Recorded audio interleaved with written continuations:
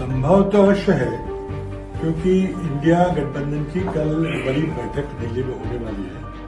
उसमें फैसला होगा कि क्या किसी और को, जो हमारे गठबंधन में नहीं थे, उन्हें कोई न्योता दिया जाए, उन्हें कोई पद दिया जाए। कौन कौन से?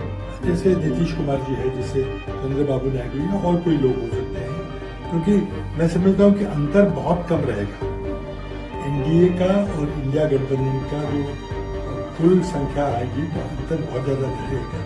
तो अगर ये जो हमारे left of centre Nitish Kumar है, वो अगर देश के हित में चाहें कि ये देश की जनता ने भारतीय जनता पार्टी की नीतियों को, पॉलिसीज को नकारा है, इसके मद्देनजर रखते हुए अगर नरेंद्र मोदी खुद हटते हैं, उनको हटाया जाता है, तो क्या नीतीश जी या क्या चंद्रबाबू नायडू जैसे नेता हैं जिनके काफी दल के सदस्य चुन के आए हैं, वो कुछ अलग फैसला ले सकते हैं कि ये एक दो दिनों में पता चलेगा। नरेंद्र मोदी की भारतीय जनता पार्टी का पराजय है, नैतिक हार है, चाहे वो सबसे बड़ी पार्टी करके उभर के आई है। लेकिन 2014 में, 2019 में अपने बलबूते पे भारतीय जनता पार्टी को 272 से ज्यादा सीटें मिली थी, उनका बहुमत था, सरकार बीजेपी की सरकार वहां पे बन सकती थी। लेकिन अब की बार उन्होंने नारा तो 370 का दिया था भाजपा का, लेकिन वो 303 भी नहीं पहुंच सके, 272 भी नहीं पहुंच सके और 240 तक सिमट गए हैं।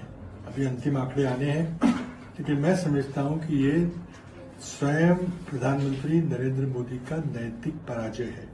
सर, बीजेपी को पार्टी के तौर पर बहुमत नहीं मिला, लेकिन एनडीए गठबंधन को बहुमत मिल गया है और अब वो 300 के करीब उनका आंकड़ा रहेगा, ऐसा लग रहा है। तो एनडीए की सरकार तो आसानी से बनती दिख रही है, उसमें आपको चेंज होता दिख रहा है आंकड़ों में। वैसे भी राष्ट्रपति सबसे बड़ी पार्टी के रूप से भारतीय जनता पार्टी को न्योता देंगे, और आज जो प्री पोल अलायंस को अगर देखें तो उनके 272 से ज्यादा एनडीए के सदस्य है, ऐसा दिख रहा है।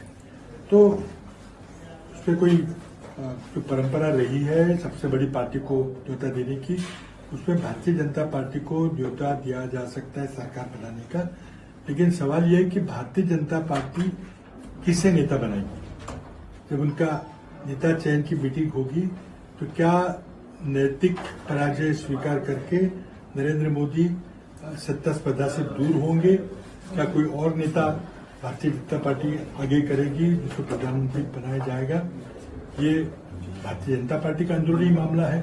लेकिन एक स्पष्ट बात है कि जिस तरह से नरेंद्र मोदी ने पूरे चुनाव में प्रचार किया था, सिर्फ धार्मिक ध्रुवीकरण, अपने 10 साल का कोई लेखा जोखा नहीं, अगले 5 साल में क्या करेंगे उसकी कोई बात नहीं, सिर्फ मुस्लिम द्वेष, धार्मिक ध्रुवीकरण, और जिसको देश की जनता ने नकारा है। इस बात था सर, 2019 के महाराष्ट्र विधानसभा चुनाव में प्री पोल अलायंस होने के बाद भी हमने सत्ता परिवर्तन देखा और बहुमत मिलने के बाद भी गठबंधन टूटा। तो क्या ऐसा कुछ इस समय भी संभव है, एनडीए और इंडिया का जो फिलहाल का इक्वेशन उसमें कुछ बदल हो जाए और कुछ लोग इधर से उधर हो जाए? देखिए, संभव तो अवश्य है, क्योंकि इंडिया गठबंधन की कल बड़ी बैठक दिल्ली में होने वाली है।